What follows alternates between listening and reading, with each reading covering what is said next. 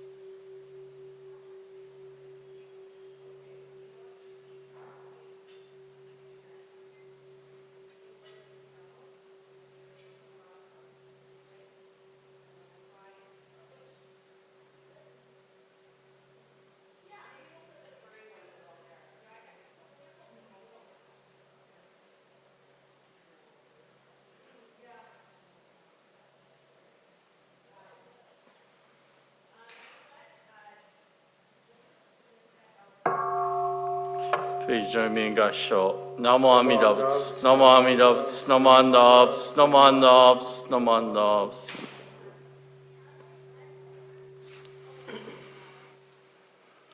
Butsu. Next, we're going to be reading the homages in Three Treasures, or Tisarana. I'm going to bring it up on the screen for those who are home. I'll bring it up on the screen here for anybody who wishes to see it here. It's also on page 11 of your Seiten, purple Seiten. Homages, Three Treasures. Hard it is to be born into human life. Now we are living it. Difficult it is to hear the teachings of the Blessed One. Now we are hearing them. If we do not gain emancipation in the present life, we may not be free from the sorrow in the oceans of births and deaths. Let us reverently take refuge in the Three Treasures. We go to the Buddha for guidance. May we always walk in the way that leads to enlightenment. Everyone, we go to the Buddha for guidance. May we always walk in the way that leads to enlightenment. We go to the Dharma for guidance. May we be submerged in the depth of the teachings and gain wisdom as deep as the ocean. Everyone, we go to the Dharma for guidance. May we be submerged in the depth of the teachings and gain wisdom as deep as the ocean. We go to the Sangha for guidance. May we all with one accord live the life of harmony in the spirit of oneness, free from the bondage of selfishness. Everyone, we go to the Sangha for guidance. May we all with one accord live the life of harmony in the spirit of oneness, free from the bondage of selfishness. Even through myriads of kalpas, hard it is to hear such excellent and profound teachings. Now we are able to hear and receive them. Let us try to understand the Tathagata's teachings. Namo Amida Butsu, Namo Amida Butsu, Namo Amida Butsu, Namo Amida Butsu. Next, we'll have the sutra chanting, and we're going to be chanting the Junirai today, which is on page 63 of the purple Seiten. And it's on the screen for those at home, or if you wish to watch the screen, you can follow along. Namo Amida Butsu, Namo Amida Butsu, Namo Amida Butsu, Namo Amida Butsu.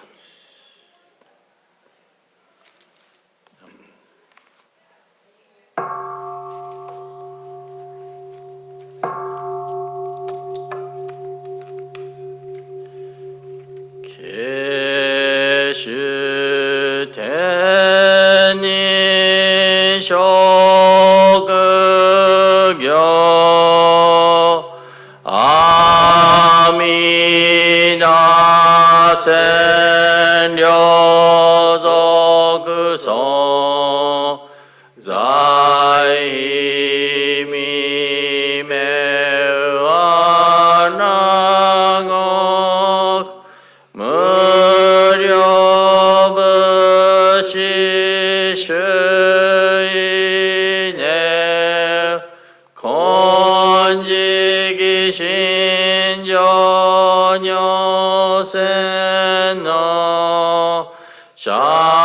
마나견여소부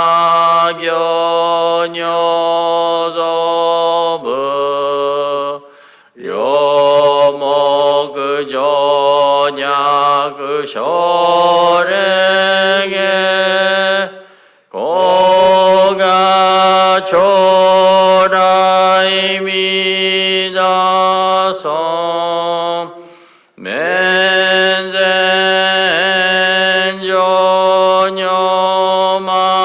맨젠조녀망가스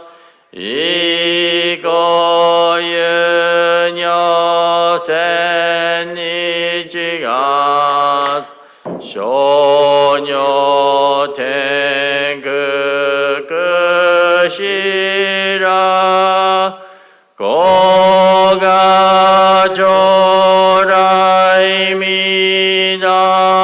조라이미다성 간논 조다이 간치우지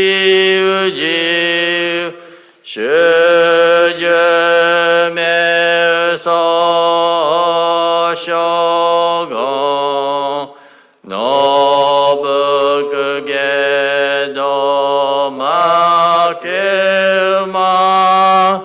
오가 조라이미다소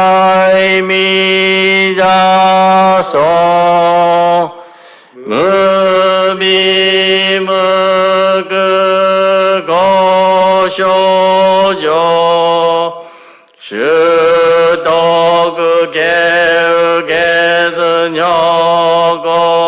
슈도그게으게드녀고그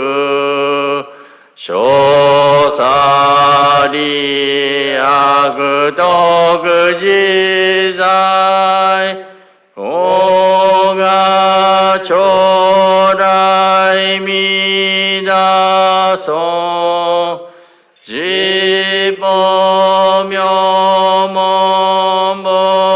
지보묘모모사슈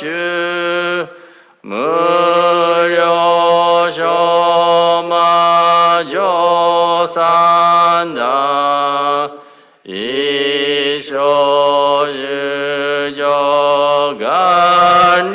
이쇼유조간이기지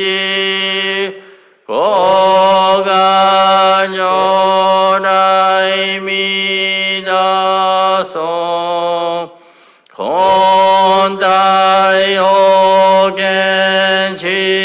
콘다이오겐지쇼게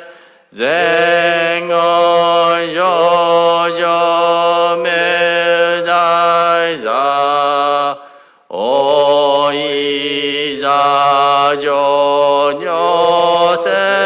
오이자조뇨센노 고가 조라이미다소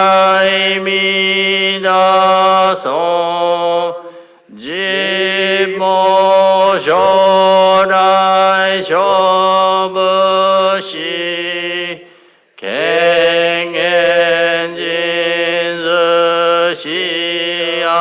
갱엔진스시안락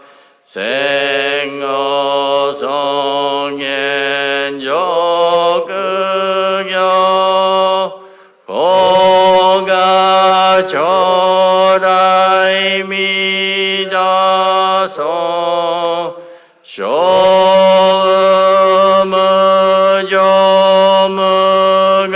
쇼무조무가토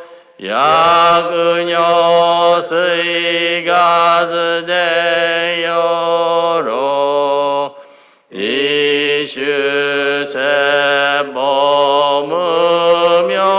이슈세보무묘지 고가 조라이미다소 이솜부세드무 아그며 야그무녀니 아그도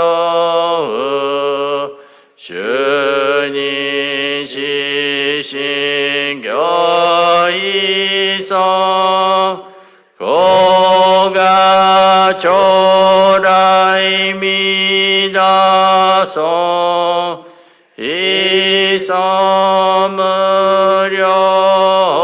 이섬무료뱅교 무쇼슈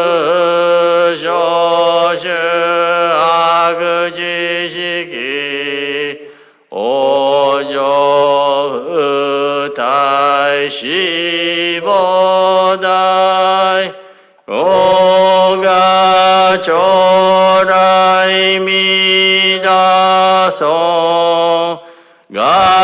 가세즈이 성그도그지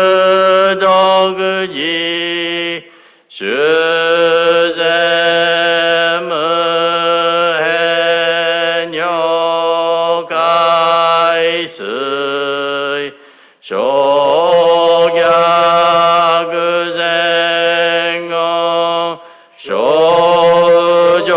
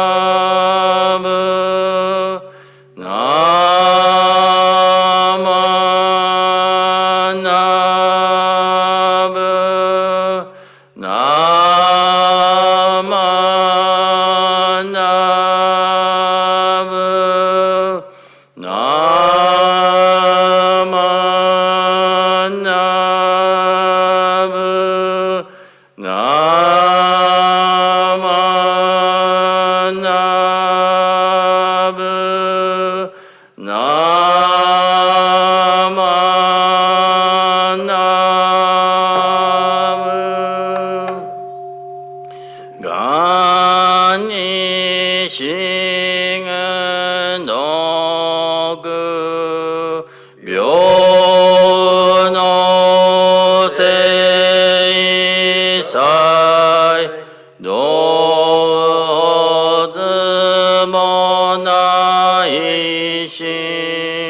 오우조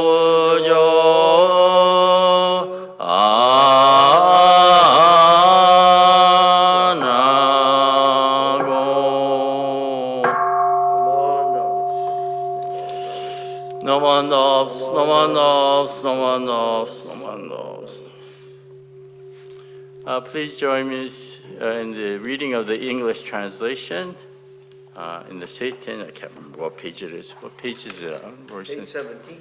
On page 70, and it's also on the screen. The 12 Adorations, Junirai translation. Before Amida Buddha, whom heavenly beings worship, I humble myself in deepest reverence. In his wondrous land of bliss, surrounded is he by countless bodhisattvas.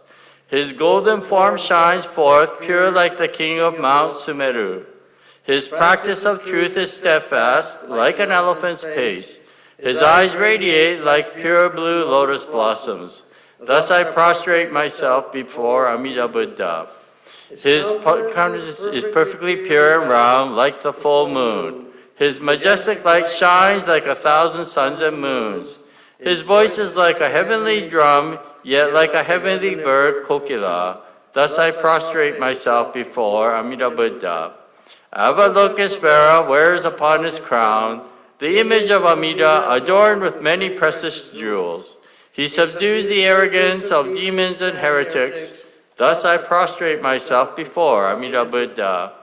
Incomparable, vast, and pure his virtues are, clearly extending like vast open space, his acts freely benefiting all. Thus I prostrate myself before Amida Buddha. Bodhisattvas from the 10 quarters and countless Maras, demons, always venerate him. He dwells with vow power for the sake of all beings. Thus I prostrate myself before Amida Buddha. In the golden treasure pond where the lotus flowers bloom, established with goodness is a wondrous throne, where reigns the Buddha like the king of the mountains. Thus I prostrate myself before Amida Buddha. From the 10 quarters, bodhisattvas come, revealing wondrous powers, they attain blissful state. Honoring his face, they offer eternal homage. Thus I prostrate myself before Amida Buddha. All the things are transient and without self, like the moon on water, lightning, shadow, or the dew. The Dharma cannot be expressed by words, the Buddha proclaimed. Thus I prostrate myself before Amida Buddha. No words of evil are in his land, no fear of evildoers, nor evil paths. With sincere heart, all beings worship him. Thus I prostrate myself before Amida Buddha. His land of infinite expediencies is without degenerate things or wicked beings. Upon rebirth, non-retrogressive Bodhi does one attain. Thus I prostrate myself before Amida Buddha. Thus have I praised the virtues of Amida Buddha. Boundless are they like the water of the sea. Upon receiving these pure and good qualities, may all beings be reborn into his land. Namo Amida Buddha. Namo Amida Buddha. Namo Amida Buddha. Namo Amida Buddha.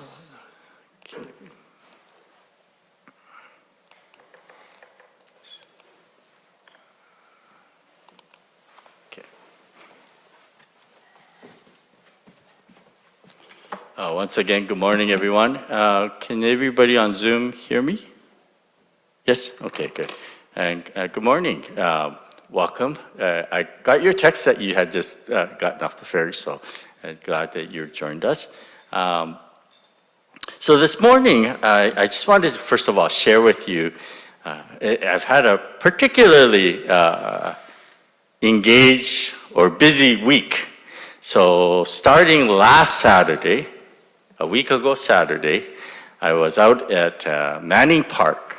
Well, I had a service in the morning at a cemetery service, Mountain View Cemetery. And then from the afternoon, I went out to Manning Park for the Manning Park retreat. There were 54 people in all, many in their 30s and 40s. And I was laughing with Greg Chor from Vancouver Temple because we realized there was nobody from the generation above us at Manning Park anymore. So we were the older generation now. And yeah, many of them were in the 20s and 30s.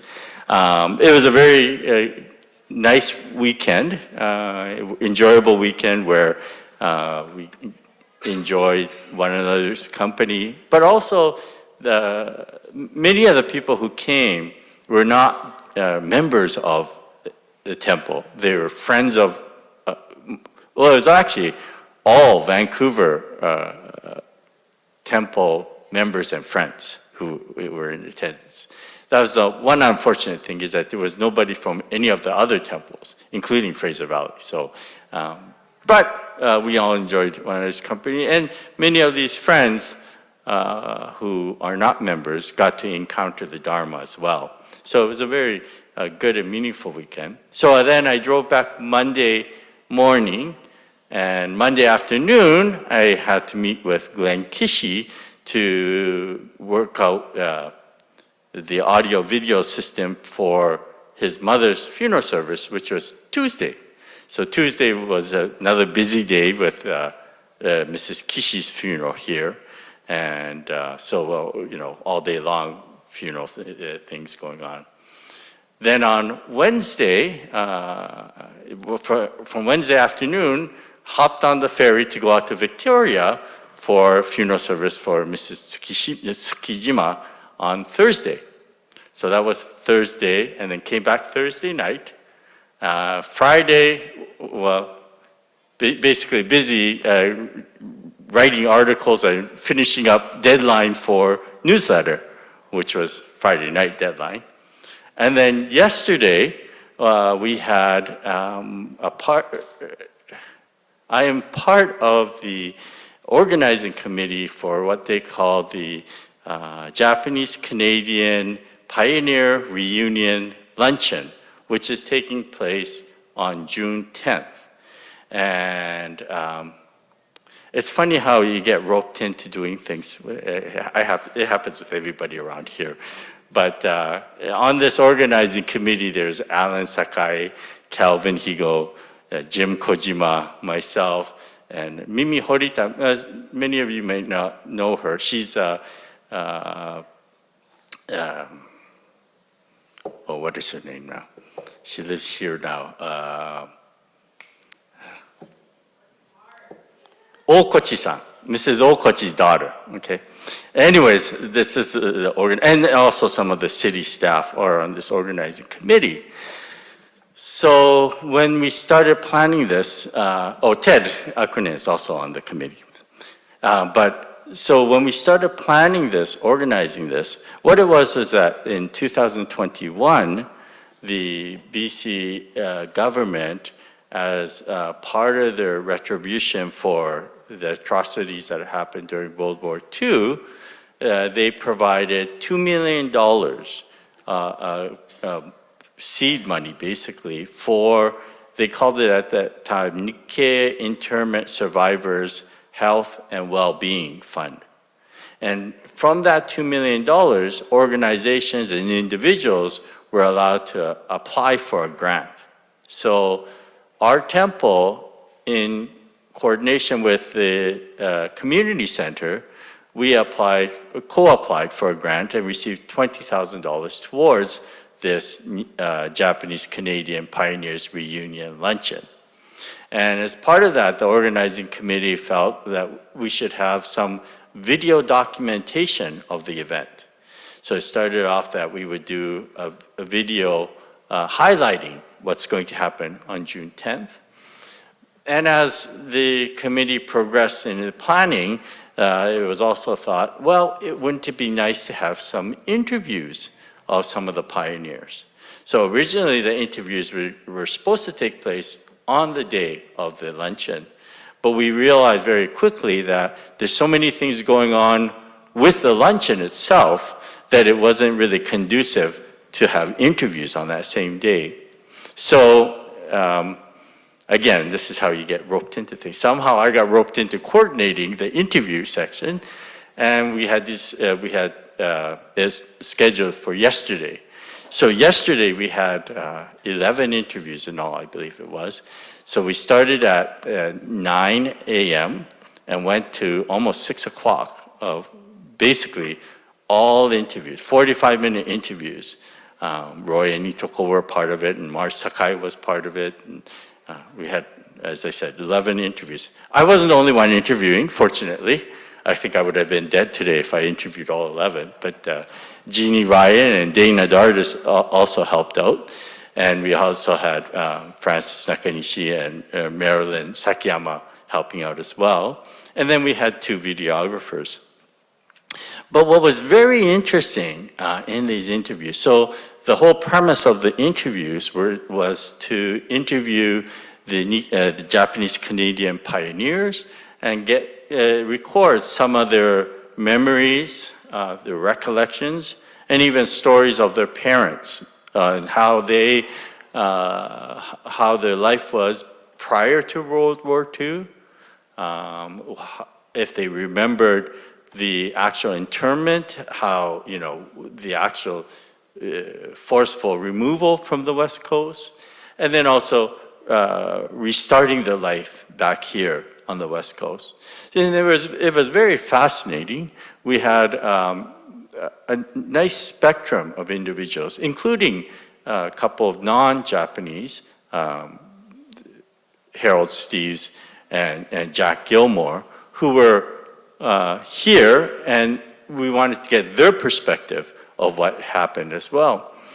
But throughout the interviews, and when we were asking about particularly like the parents, because most of the people that we interviewed were children when they went when the war started. So we would ask about if they recall at all, what their parents went through and what they may have expressed to them. And there seemed to be an underlying theme, and you've all heard this, that the Japanese Canadians of that era or generation used the phrase "shikata ga nai." It can't be helped, right? This was a phrase that was commonly used, "shikata ga nai." This is something that happened. This is war, and they were able to go beyond their hardships to move forward. Okay, So this phrase, shikata ga nai, is a very interesting phrase. And I wondered, as I was listening to this, because it was a recurring theme amongst a number of the pioneers, especially when they talked about their parents' generations. In fact, one individual even came out and said his father actually told him, you know, when he looks back on things overall, he says, it was probably a good thing that this happened. So I was kind of taken back by that, a little shocked to hear that. And what he meant was that his father, what he was trying to say is, his father told him, because of what we endured, you're now able to go and work anywhere without any discrimination. So what I think he was trying to mention was his father, not the incarceration was the good thing, but the reaction of that generation after the incarceration, this idea of shikata ga nai and moving forward. It allowed the Japanese community to gain a lot of respect amongst the other communities. And so now the next generation were being more accepted. I think that's what he was trying to say. But as I was listening to all this, I wondered where, and we didn't ask this question, but I wondered where their religious faith, what role it played in them overcoming their hardships. And we specifically didn't ask that because this is a community project. It wasn't a religious-based project per se. But I do know, and this is where it comes to the teachings of Shinran Shonin.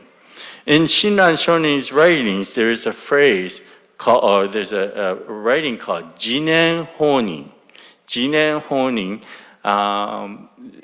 the eminent Zen scholar D.T. Suzuki actually did quite a bit of translation of Shinran Shonin's works. And in his translation, he translates Jinen Honi as, it is so because it is so. It is so because it is so. And what this is Jinen, the normal pronunciation in Japan is shizen. Shizen means nature or natural, okay? And so this whole idea of Jinen Honi is that there is a natural flow to everything. And it's not a placid acceptance of your situation, but it is an acceptance of realizing that in life, there are going to be many unforeseen events and things that happen in one's life. And this Jinen Honin is a whole understanding that in those many unforeseen happenings throughout life, if we have a firm grasp or if we have a firm understanding or of entrusting to what we call Amida Buddha, if we awaken to the working of Amida Buddha, then no matter what happens in life, the turbulence that happens in life, we are strongly rooted and grounded so that we're not swayed by the things that happen in life, including incarceration, right? Forceful internment. Any of these things you can still overcome if you have a strong foundation of this working of Amida, the oneness that exists in the universe. And I think that had definitely a strong role amongst at least the Buddhist community, I could say.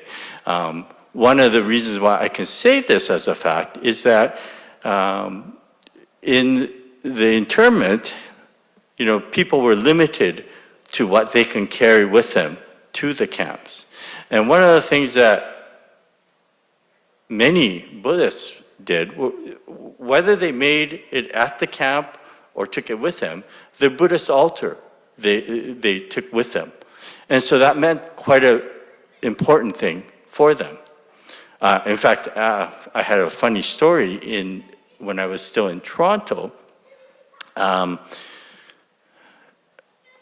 So this is 20 years ago, I guess. What had happened, the present emperor of Japan, he was the crown prince at the time still, he had visited Brazil. And in Brazil has the largest number of expats, Japanese who immigrated for labor work, etc. So Brazil has the largest number of expats, Japanese expats living there. And so when he visited Brazil, the crown prince requested that in Japan, they should have some museum to honor all expats throughout the world, Japanese expats, expatriates. So they created this museum. It's in Yokohama, apparently, for Japanese who are relocated throughout the world. And so the curator of that museum was making a tour of various countries, collecting artifacts for this museum. And she happened to come by Toronto, visited Toronto, and visited our temple, asking if we might have any artifacts that we could contribute.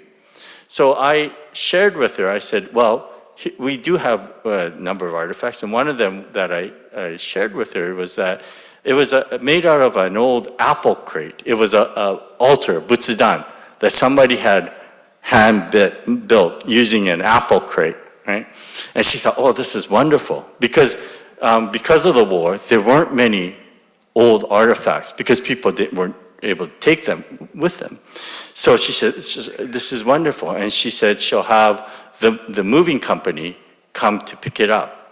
So we had arrangements made, and the movers came. Nitsu is a Japanese moving company. They came to pick it up. And so they picked up the artifact, and about a day later, I got a phone call from the office at this moving company, Nitsu. I knew one of the workers there. And he says, Sensei, I'm so sorry. I think our workers made a mistake. And he said, they went to pick up something from your temple, but they brought this old dilapidated box, crate. And I said, no, that is the artifact that they're supposed to pick up. And so they took that and realized what it is. But anyways, the fact that the people took the butsudan with them meant that the faith was a very strong part of their life. And this Jinen Honi, it is so because it is so. Again, it's not a passive acceptance of what the situation is, but it's understanding with the strength or the working of Amida Buddha, despite all the turbulences that go in life, that we will get through, or we have a deep understanding of things will work itself out. And so as I was listening to the interviews, this was the thought that came up. And finally, in one of the interviews, it was actually Bob Mukai, he brought out an old picture of himself. And he said, this is a picture of me as a youth at Manning Park. I guess he was a president, he was actually of the Young Buddhist Association and involved with it. Yeah, but he had a picture of him and Bob, your brother, Akune. And I thought it was funny because just the previous week, as I started my talk, I was in Manning Park, and here I'm ending up this week with a picture of Manning Park. But again, this oneness of the working of Amida Buddha. So I'd like to ask you at this time to please join me in Gassho. Namo Amida Butsu. Namo Amida Butsu. Namo Amida Butsu. Thank you very much. This will conclude today's regular Dharma service. And again, thank you all for joining. And next week we will have our Shotsuki monthly memorial service. If those of you that joined by Zoom, you may have heard some children's voices. Our Dharma school, they were just doing some planting of flowers beside our Hondo this morning. So they were running around and some making a little bit of noise, but that's okay. So thank you all for joining, and thank you for those on Zoom for joining us as well. Thank you very much. Bye. Thank you. Thank you.